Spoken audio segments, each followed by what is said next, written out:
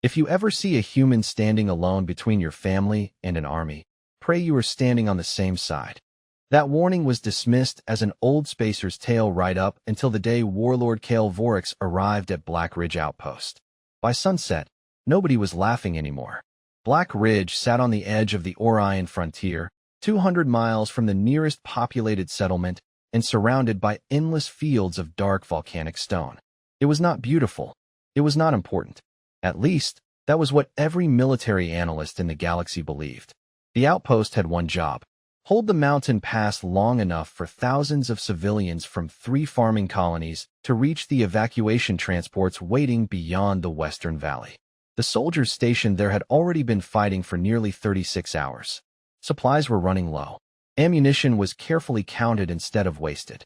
Coffee had replaced sleep. Hope was becoming harder to find with every passing hour. Inside the reinforced command shelter, Lieutenant Sarah Mitchell studied the tactical display as another warning icon flashed red. "They're moving again," she said quietly. "Recon confirms Vorix is leading this push himself." Nobody answered immediately. Every person in the room understood what that meant. Kale Vorix had built his reputation by ending battles personally. Worlds surrendered before he even landed because they believed resistance was pointless. Staff Sergeant Nathan Brooks sat on an old folding chair near the entrance, cleaning a well-used rifle with slow, practiced movements. His hair had more gray than brown now. Fine lines framed the corners of his eyes, and an old knee injury reminded him about every mile he had ever marched. 20 years earlier, he had served with the Army Rangers. These days he worked private security contracts because college tuition for his 16-year-old daughter, Emily, was getting more expensive every year. Sarah looked over at him. "You know they're asking for volunteers to pull back." Nathan shrugged without looking up. "Somebody has to stay until those buses clear the pass. You don't owe anyone this." He smiled just enough to make it clear the conversation was over. "Maybe not. But those parents out there don't deserve to watch this place fall while their kids are still on the road." Outside, engines echoed across the valley as the evacuation convoy continued inching west. School buses, cargo trucks, ambulances, and battered civilian vehicles stretched for nearly 3 miles. Children pressed their faces against dusty windows while exhausted parents tried to convince them everything would be okay. Nathan reached into his breast pocket and unfolded a small photograph. Emily stood on a fishing dock, smiling with braces she had hated at the time. On the back she had written, "Come home in one piece, Dad. We still have our camping trip." He looked at the picture for another second before sliding it carefully back into his pocket. A deep vibration rolled through the mountain as distant engines grew louder. The observation tower radio crackled. Visual confirmed. Enemy formation approaching. Sarah took a slow breath. "Everybody to your positions." Nathan stood, lifted his rifle, and settled the sling across his shoulder with the calm routine of a man who had done it more times than he could remember. Somewhere beyond the ridge, Kale Vorix expected frightened defenders, desperate speeches, and easy victories. What he was about to meet instead was an ordinary American father who had already decided that getting home mattered less than making sure everyone else still had the chance to get there. The first warning reached the command bunker as a calm voice over the radio. "Scout team returning." For minutes out, Lieutenant Sarah Mitchell looked toward the steel blast door. "Open it." The door slid aside, and 3 reconnaissance soldiers hurried inside, covered in gray volcanic dust. One of them dropped a portable drone onto the operations table. "You need to see this," he said, still catching his breath. The projector flickered to life. A live image appeared above the table, showing thousands of armored troops advancing through the valley with perfect discipline. Heavy walkers rolled behind them, while transport carriers formed orderly columns stretching nearly 2 miles across the landscape. Nobody spoke for several seconds. Sarah finally broke the silence. "Where is he?" The scout zoomed the image toward the center of the formation. A massive command vehicle rolled forward at a steady pace, surrounded by elite guards in polished armor. Standing on the forward platform was Kale Vorix himself. Nearly 8 feet tall, wrapped in dark ceremonial armor, he stood perfectly still while the convoy moved beneath him. He was not shouting. He was not celebrating. He simply watched the distant human outpost with complete confidence. "He wants everyone to see him," one of the engineers muttered. Nathan Brooks folded his arms as he studied the projection. He already believes the fight is over. Sarah looked over. You have read his file? Nathan nodded once. Enough to know he likes winning before the first shot is fired. Several minutes later, another transmission arrived, this time on every open frequency. The deep, translated voice echoed across the valley. Defenders of Black Ridge, your evacuation route has been surrounded. Lay down your weapons, and unnecessary suffering will be avoided. Continue resisting, and your position will become another forgotten lesson in the history of your species. A young National Guard corporal shifted nervously beside the communications desk. He sounds pretty sure of himself. Nathan gave a small smile. Men like that usually are. Sarah muted the broadcast. Do you think he is bluffing? Nathan shook his head. No, but confidence and being right are not always the same thing. Outside, civilians continued moving through the mountain pass. A volunteer firefighter climbed out of an old-school bus to help secure loose cargo while children watched from their seats. One little boy waved toward the outpost. Nathan noticed him through a pair of binoculars and quietly waved back before lowering them. Sarah caught the gesture. You have a daughter about his age? 16 now, Nathan answered. Acts like she is 25. A few tired smiles appeared around the room. For the first time all day, someone laughed. It lasted only a moment before another alert sounded. Long-range sensors reported the enemy column had stopped advancing. Nathan frowned. That is interesting. Sarah looked at the tactical map. Why stop now? Nathan leaned closer to the display. Because he wants us looking at him. The room grew quiet again. Nathan traced a finger across the eastern ridge on the map. If I were trying to make defenders focus on one direction, I would send my real surprise somewhere else. Sarah immediately understood. Secondary observation teams. Check every approach. I do not care if it looks impossible to climb. The radio operators began issuing new orders. 10 minutes later, another call came in. Lieutenant, we found movement above the canyon wall. Small units. They were trying to stay hidden. Sarah slowly looked toward Nathan. You called it. Nathan picked up his rifle and checked the magazine one more time. No, he said quietly. He called it. We just listened. Far across the valley, Kale Vorix watched through high-powered optics as human defenders shifted positions exactly the way he expected. He studied the aging soldier standing near the center of the defensive line for only a brief moment before dismissing him without another thought. To Kale, Nathan Brooks looked like every other tired human who had stayed behind because he had nowhere else to go. He never imagined that the quiet father holding an ordinary rifle was the one person on the mountain who had already begun dismantling his plan before they had even met face to face. Nathan took position behind a weathered concrete barrier overlooking the narrow mountain pass as the afternoon sun disappeared behind a curtain of dark clouds. The air had become strangely still. No engines. No shouting. No explosions. Just silence. The kind of silence that experienced soldiers never trusted. Sergeant Louise Harper crouched beside him and adjusted the scope on his rifle. You think they changed their minds? Nathan almost laughed. No, they are waiting for us to make the first mistake. Harper glanced across the valley where the enemy formation remained perfectly organized. Then why are they just standing there? Nathan picked up a small stone and tossed it down the rocky slope. It bounced twice before disappearing into the shadows below. Because patience is a weapon too. Inside the command shelter, Lieutenant Sarah Mitchell continued receiving updates from observation teams hidden along the cliffs. Every report sounded almost identical. Enemy units were visible but strangely inactive. Patrols were moving slowly. Supply vehicles had stopped. Communication traffic had dropped to almost nothing. Sarah frowned. It feels wrong. Her communications officer nodded. Like they want us to relax. Nathan stepped inside carrying a folded topographical map. He spread it across the table and pointed toward a dry riverbed running behind Black Ridge. If I had his numbers, I would not waste time throwing soldiers at these walls. Sarah followed his finger. You would cut off the civilians. Exactly. She immediately reached for the radio. Convoy command, this is Black Ridge. Increase your speed through Sector 7. Do not stop for any reason. A tired voice answered. We have families with elderly passengers. Some of these buses can barely reach 30 miles per hour. Nathan leaned toward the microphone. Then keep them moving at 30. Standing still is the one thing you cannot afford. A long pause followed before the driver replied. Understood. Outside, Mechanics worked quickly to reinforce the outpost gates while volunteer medics distributed water and checked on exhausted defenders. Nobody talked about winning anymore. The goal had become much simpler. By time, every extra minute meant another bus reaching safety. Nathan walked along the defensive line, stopping beside a young private who looked barely old enough to shave.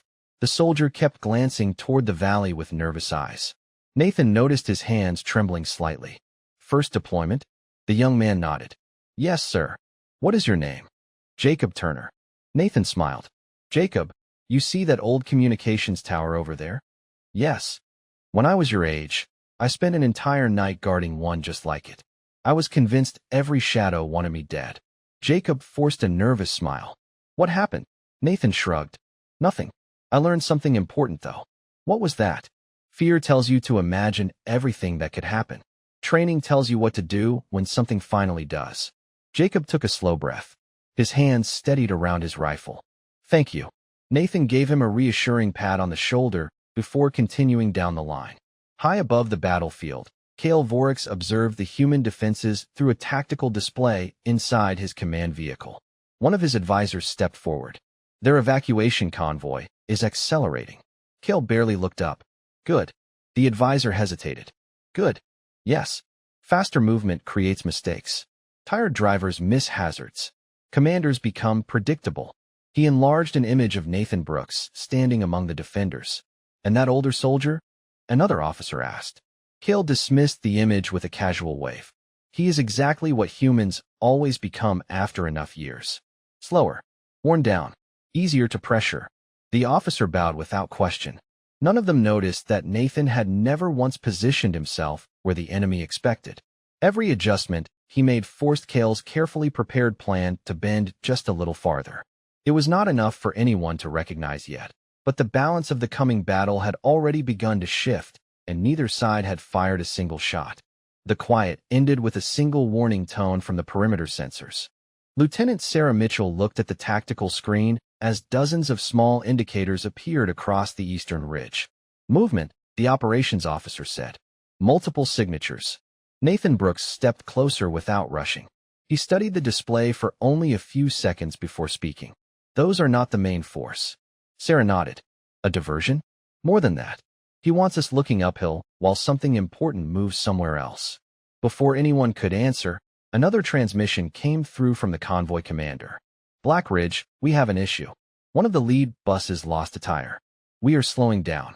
Nathan closed his eyes for a brief moment. How many passengers? 43. Mostly families. Nathan reached for the microphone. Leave the bus. The driver hesitated. What? Move everyone into the vehicles behind you. Abandon the bus and keep going. That bus belongs to the county. Nathan almost smiled despite the tension. County officials can argue about paperwork tomorrow. Right now, I only care about people. Understood. The line went quiet as evacuation crews hurried to move passengers. Sarah looked toward Nathan. You did not even think about it. Equipment can be replaced. Families cannot. Outside, defenders watched through binoculars as distant dust clouds shifted across the valley floor. Sergeant Luis Harper frowned. Something feels off. Nathan adjusted the focus on his optics. Because it is. He followed a faint trail of movement near the abandoned mining road running behind the western cliffs.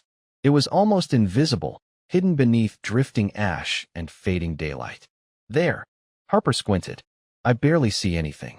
Exactly. Nathan keyed his radio. Observation Team 4, confirm activity along the old mining road. Several long seconds passed before the reply came back. Confirmed. Small armored group advancing under camouflage.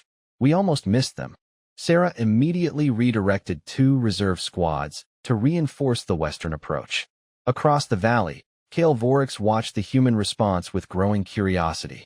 One of his commanders spoke carefully. The hidden unit has been detected.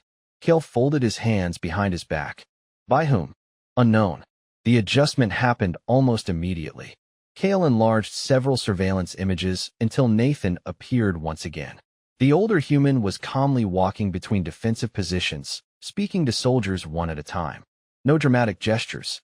No emotional speeches. Just quiet conversations. Run a background search, Kale ordered. Everything available. Minutes later, the intelligence officer returned. Nathan Brooks, former United States Army Ranger, honorably discharged, civilian security contractor for the last 11 years. No enhanced biology, no experimental implants, no command authority. Cale looked almost disappointed. Nothing remarkable. Correct. Then why does everyone keep listening to him? The officer had no answer. Back at Black Ridge, Nathan sat beside a stack of supply crates and opened the small metal lunchbox he had packed before leaving Earth. Inside was a peanut butter sandwich wrapped in wax paper. Harper laughed softly. You carried that all the way out here? Nathan shrugged. Emily made it before I left. You saving it for after this is over? Nathan looked toward the convoy disappearing deeper into the western valley. No. He took a bite and smiled. She would be annoyed if I let it go stale. Harper shook his head. You are the calmest man I have ever met. Nathan swallowed before answering. No. I get scared like everyone else. Could have fooled me. Nathan looked back toward the darkening horizon where Cale's forces waited with absolute confidence. Fear does not decide what kind of man you become. The next choice does. At almost the exact same moment, Cale issued his own final order. Advance the honor guard. I will meet the human myself. It is time this delay ends. Neither man realized their decisions had just placed them on the same path, one driven by pride, the other by responsibility, and before the night was over, the entire battlefield would remember which one proved stronger. Darkness settled across Black Ridge just as the first column of enemy honor guards emerged from the drifting ash. They did not rush. They marched with measured confidence, their polished armor reflecting the scattered emergency lights surrounding the outpost. It was less an assault than a performance. Warlord Cale Vorix wanted every defender to watch his approach and accept what he believed was inevitable. Nathan Brooks rested his rifle against the concrete barrier and watched through his scope without saying a word. Sergeant Luis Harper lowered his binoculars. He is really coming out here himself.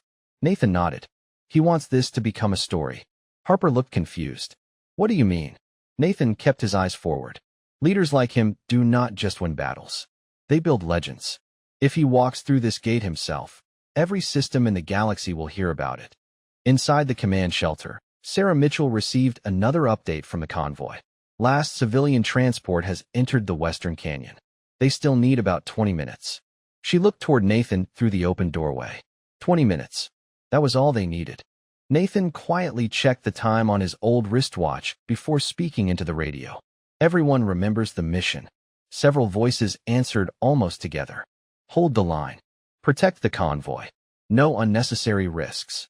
Nathan smiled faintly. Nobody answered with words like victory or revenge. That told him everything he needed to know. Outside the defensive wall, Cale finally stopped less than 100 yards away.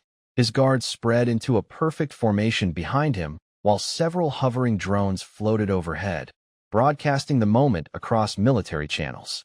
Cale raised one armored hand. Human Commander, the translator announced in a deep, steady voice. Step forward. Sarah looked at Nathan. You do not have to answer. Nathan slid his rifle over his shoulder and slowly walked out from behind the barrier until everyone on both sides could see him. He was wearing worn tactical gear covered with dust. His boots had seen better years. His sleeves were rolled halfway to his forearms. He looked nothing like the larger-than-life warriors featured in recruitment posters. Cale studied him for several long seconds before speaking again. You are the one directing this defense. Nathan shrugged. Somebody has to. A faint ripple of laughter passed through the alien ranks. Cale tilted his head slightly. You disappoint me. Nathan answered with the same calm expression. My daughter says the same thing whenever I forget her birthday. Even several human defenders laughed under their breath. Cale did not understand the joke. You find this amusing? No, Nathan replied. I just learned a long time ago that angry people make expensive mistakes. Cale slowly began walking closer. You cannot stop what is coming. Nathan looked past him toward the distant valley where the convoy had almost disappeared beyond the mountains. Maybe not. Then why remain? Nathan took a slow breath before answering. Because every minute you spend talking to me is another minute those families keep moving. Silence settled across the battlefield. Cale had expected fear, pleading, perhaps defiance. He had not expected honesty. One of his advisors leaned toward him and whispered, He is delaying you. Cale barely reacted. It will not matter. Nathan heard the exchange through the translator and simply smiled again. That depends on whose clock you are watching. For the first time that evening, Cale looked carefully at the old watch on Nathan's wrist instead of the rifle hanging from his shoulder. He still saw an aging human standing alone against impossible odds. What he failed to recognize was something far more dangerous. Nathan Brooks had already accepted every possible outcome except abandoning the people behind him. And a man who had already made peace with his own sacrifice was almost impossible to intimidate. Cale Vorix slowly raised one hand, and the uneasy silence across Black Ridge finally came to an end. His honor guard advanced in perfect formation, not charging, not rushing, simply moving with the quiet confidence of soldiers who had never known defeat. Nathan Brooks stepped back behind the concrete barrier and slipped the old photograph of Emily deeper into his pocket. Sergeant Louise Harper glanced toward him. Guess talking time is over. Nathan rested his rifle against his shoulder. It bought the convoy a few more minutes. That was the point. Lieutenant Sarah Mitchell's voice came through the command net. Status update. The lead vehicles have cleared the Western Canyon. Last section still needs approximately 12 minutes. Nathan answered without taking his eyes off the approaching formation. Then we hold for 12. Nobody argued. Nobody asked how. The defenders quietly moved into their positions as the enemy closed the distance. Cale watched through his command visor, expecting the human line to tighten with fear. Instead, he noticed something strange. The older human kept walking from one position to another, checking on each defender instead of hiding behind cover. Nathan stopped beside Private Jacob Turner, who looked noticeably calmer than he had only an hour earlier. How are you holding up? Jacob managed a small smile. Still nervous. Good. Jacob blinked. Good. Nathan nodded. The day you stop feeling nervous is the day you stop paying attention. A nearby medic looked over while securing another emergency kit. You always have an answer for everything? Nathan laughed softly. No. I have just made enough mistakes to recognize a few before they happen. The simple conversation settled the nerves of everyone close enough to hear it. Nathan never talked like a hero. He sounded like the father who coached Little League on weekends or helped neighbors shovel snow after a storm. Somehow that made everyone around him believe they could make it through another hour. High above the battlefield, Cale's intelligence officer finally interrupted the silence inside the command vehicle. Warlord, additional personnel records have arrived from Coalition archives. Cale accepted the report with little interest. Proceed. Nathan Brooks completed Advanced Ranger qualification 21 years ago. Multiple survival courses. Arctic warfare. Mountain operations. Extended resistance training. Cale continued reading without concern. Common military education. There is one unusual notation. Cale looked up. Go on. He repeatedly qualified as combat effective after simulated limb loss during specialized rehabilitation exercises. Cale frowned slightly. Explain. Human special operations programs occasionally require soldiers recovering from severe injuries to retrain weapon handling with either hand. According to the archived evaluations, Brooks scored nearly identical qualification results regardless of which hand he used. The room became quiet. One officer finally broke the silence. Why would anyone spend years training for something so unlikely? No one answered immediately. Cale closed the report and handed it back. Irrelevant. Every species prepares for unlikely events. It does not change reality. Still, for reasons he could not quite explain, he looked toward Nathan again through the magnified display. The older human had just adjusted the sling on his rifle using slow, practiced movements that looked almost automatic. There was nothing dramatic about it, nothing theatrical. Yet Cale found himself wondering how many thousands of identical repetitions had created such effortless precision. Back at the defensive line, Harper noticed Nathan checking the rifle one final time. You inspect that thing every 5 minutes. Nathan smiled without looking up. Habit. You really think habits matter that much? Nathan slid the magazine into place with a quiet click before answering. When life gets difficult, people do not rise to the occasion. They fall back on what they practiced. At that exact moment, Cale lowered his visor and issued the command every officer around him had been waiting to hear. Advance. In this. The honor guard obeyed instantly, convinced they were marching toward another routine victory. Nathan watched them come with the same calm expression he had worn all afternoon. Deep inside, fear was still there. It had never left. He simply refused to let it make the next decision for him. The distance between both sides disappeared one careful step at a time. Nobody shouted. Nobody rushed. The only sounds were boots on volcanic rock, the wind rolling through the pass, and the quiet crackle of radios carrying updates from the convoy. Lieutenant Sarah Mitchell listened as another driver checked in. Lead section has reached the extraction zone. Final vehicles are entering the canyon now. She looked toward Nathan Brooks. 7 more minutes. Nathan nodded once. Then we only need 7. Cale Vorix walked ahead of his honor guard until less than 50 yards separated him from the human line. He raised his hand, signaling his soldiers to stop. Nathan Brooks, the translator announced. You have earned one final opportunity. Step aside, and those under your command may leave unharmed. Nathan looked behind him. Mechanics were helping an elderly couple into the last transport truck. A volunteer nurse carried a sleeping little girl wrapped in a faded blue blanket. He turned back toward Cale. You already know my answer. Cale's expression remained calm. You would sacrifice yourself for strangers. Nathan smiled faintly. That is the part you still do not understand. They stopped being strangers the moment they needed help. The words hung in the cold evening air. Even several alien officers exchanged uncertain glances. One quietly asked another, do humans always think like this? The second officer answered, according to the intelligence reports, yes. Cale dismissed them with a glance. Your compassion is admirable. Nathan shrugged. It is not compassion. Cale narrowed his eyes. Then what is it? Nathan answered without hesitation. Responsibility. Harper, standing a few yards behind him, quietly shook his head. You really cannot help sounding like somebody's dad. Nathan laughed. I am somebody's dad. Even Sarah smiled despite the tension. Across the valley, Convoy Command transmitted another update. Last civilian vehicle is approaching the western bridge.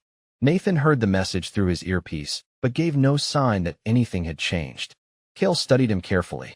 The older human never glanced at the tactical situation, never looked worried, never asked for reinforcements. That confidence irritated him more than open defiance ever could. Tell me something, human, Cale said. Do you truly believe you can stop me? Nathan thought for a second before answering. No. The alien officers looked surprised. Cale almost smiled. At last. Honesty. Nathan continued. I do not have to stop you forever. I only have to slow you down long enough. Cale followed Nathan's eyes toward the western horizon for the first time. In the fading light, tiny dust clouds were barely visible beyond the canyon entrance. The convoy was almost gone. Realization crossed the faces of several alien commanders before it reached Cale himself. Every conversation, every pause, every quiet answer, every minute Nathan had spent talking instead of provoking had been carefully spent buying time. One advisor stepped closer. Warlord, recommend immediate advance. Cale nodded once. Agreed. He took one final step forward. Enough words. Nathan calmly lifted his rifle into a ready position. There was no anger in his face. No hatred. Only quiet focus earned through decades of discipline. Harper settled beside him. Jacob Turner steadied his breathing exactly the way Nathan had taught him. Along the defensive wall, every human defender tightened their grip with renewed confidence. They had not been waiting for a miracle. They had been waiting for the clock. Then Sarah's voice finally came across the radio, softer than anyone expected. Nathan, the last bus just crossed the bridge. Nathan closed his eyes for one brief second, smiled to himself, and answered with the same steady voice he had carried all day. Good. Now we can concentrate. Tra noi dung theo yu ka. The radio fell quiet after Sarah's last transmission. The families were gone. The buses had crossed the bridge. For the first time since sunrise, Nathan Brooks was no longer carrying the weight of thousands of lives on his shoulders. He took one slow breath and rolled his neck until it cracked softly. Sergeant Louise Harper glanced over.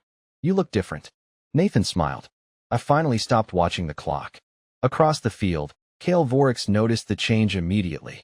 The older human's posture had relaxed. His eyes no longer drifted toward the western canyon. Whatever had been holding his attention was gone. Cale lowered his command blade. Interesting. One of his officers stepped closer. Warlord. He was never defending this fortress. The officer frowned. Then what was he defending? Cale looked toward the empty road disappearing between the mountains. Time. The realization spread through the alien command staff like a cold wind. Every conversation Nathan had started, every question he had answered, every calm response that had seemed almost ridiculous, none of it had been random. The human had measured the battle in minutes instead of miles. Kill's expression hardened. Advance. His honor guard obeyed at once, moving with practiced precision. Nathan quietly adjusted the sling on his rifle and looked toward Harper. Remember what I told Jacob? Harper grinned. Fear is normal. Training decides everything else. Nathan nodded. Exactly. A few yards away, Private Jacob Turner repeated the words under his breath as if reminding himself they were real. The young soldier's hands no longer shook. Lieutenant Sarah Mitchell walked out from the command shelter carrying a small field medical kit. Nathan. He looked over. What is it? She handed him a fresh roll of bandages and a bottle of water. Just in case. Nathan accepted both with a thankful smile. You always plan ahead. Sarah shrugged. I learned from watching you all day. Nathan laughed quietly. Then you picked up the right habit. The evening wind carried ash across the valley as both sides closed the remaining distance. Nobody rushed. Every movement became smaller, more deliberate, almost respectful. It felt less like two armies meeting and more like two very different ideas preparing to test each other. Cale finally stopped only a short distance away. Human. Nathan answered with a simple nod. Warlord. Cale studied him carefully. You have skill, discipline, patience. You would have made an exceptional commander in my empire. Harper muttered under his breath. Here it comes. Nathan answered without changing his expression. I already have a job. Cale spread his arms slightly. You protect people who barely know your name. That is true. Why?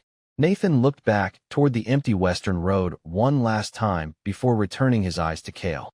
Because doing the right thing does not become less important just because nobody is keeping score. For several long seconds, neither side spoke. Even the wind seemed to fade away. Cale had spent decades studying strategy, logistics, technology, and conquest. Yet the quiet certainty in Nathan's voice unsettled him far more than any weapon ever had. Intelligence reports had described humans as emotional, impulsive, and physically limited. The man standing in front of him matched none of those expectations. Nathan was tired. His uniform was worn. His face carried the weight of long years. Yet there was no hesitation anywhere in his posture.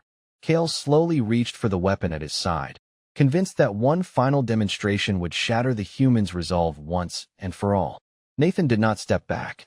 He simply shifted his footing by a few inches, settled his breathing, and raised his eyes with the calm focus of someone who had practiced the next moment more times than his opponent could possibly imagine. Cale Vorix slowly drew the weapon at his side, expecting the familiar reaction he had seen from countless opponents over the years. Fear, hesitation, desperation. Nathan Brooks showed none of them.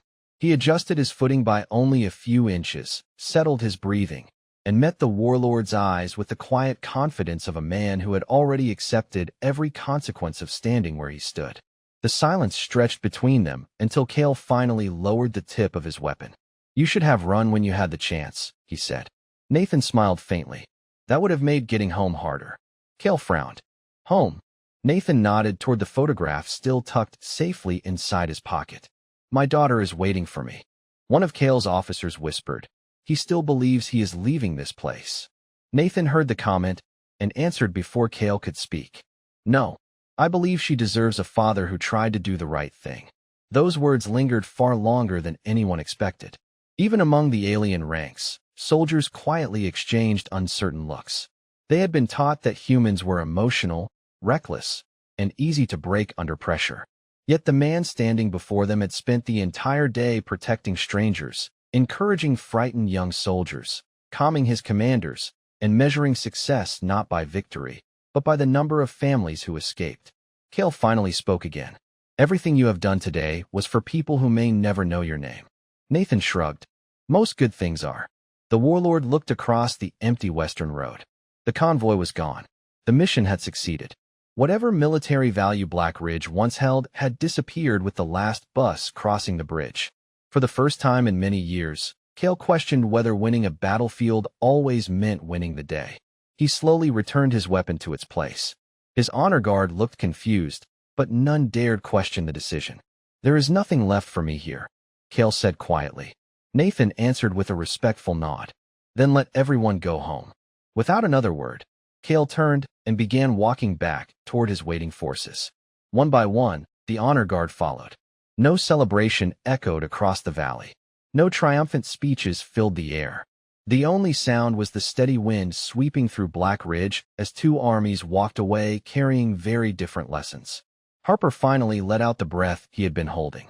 I cannot believe that actually worked. Sarah Mitchell looked at Nathan and smiled. You bought enough time. Nathan looked toward the stars beginning to appear above the mountains. No, he said softly. Everyone else did. I just reminded them what we were protecting. Several weeks later, recordings from Black Ridge were studied in military academies across dozens of worlds. Analysts searched for hidden tactics, secret technology, or advanced battlefield doctrines that explained what had happened. They found none. The official report eventually reached a surprisingly simple conclusion. Human defenses had not held because one soldier was stronger than everyone else. They held because one ordinary father refused to let fear make his decisions. Years later, cadets still asked veteran instructors why the Battle of Black Ridge was remembered long after larger victories had faded from history. The oldest instructors always answered the same way. Because courage is not measured by how loudly someone fights.